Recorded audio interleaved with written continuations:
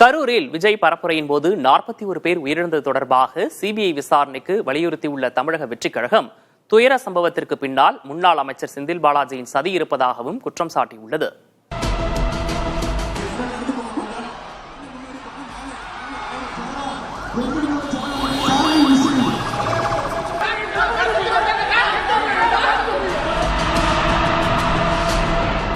கரூர் துயர சம்பவத்திற்கு சிபிஐ அல்லது சிறப்பு புலனாய்வு குழு விசாரணைக்கு உத்தரவிட வேண்டுமென சென்னை உயர்நீதிமன்ற நீதிபதி தண்டபாணியிடம் தவிக சார்பில் முறையீடு செய்யப்பட்டுள்ளது.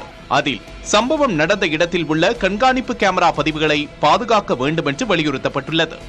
அத்துடன் விஜயின் பரப்புரையின் போது திட்டமிட்டு மின்சாரம் நிறுத்தப்பட்டதாகவும் காவல்துறையினர் அத்துமீறி தடியடி நடத்தியதாகவும் இது திட்டமிட்ட சதி என்றும் தவிக சார்பில் கூறப்பட்டுள்ளது.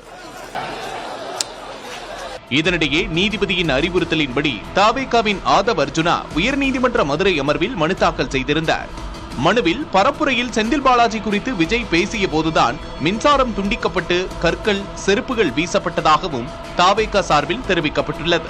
சம்பவம் நடக்கும் முன்பே மருத்துவமனையில் தயார் நிலையில் இருந்ததாக கூறியுள்ள ஆதவ் அர்ஜுனா மருத்துவமனையில் அனுமதிக்கப்பட்டவர்களை சந்திக்க தனக்கு அனுமதி வழங்கப்படவில்லை எனவும் குறிப்பிட்டுள்ளார். அத்துடன் தமிழக அரசின் விசாரணையின் மீது நம்பிக்கை இல்லாததால் சிபிஐ விசாரணைக்கு உத்தரவிட வேண்டும் என மனுவில் வலியுறுத்தப்பட்டுள்ளது. காலதாமதம் அவர் உரிய முறையில் வந்தார்.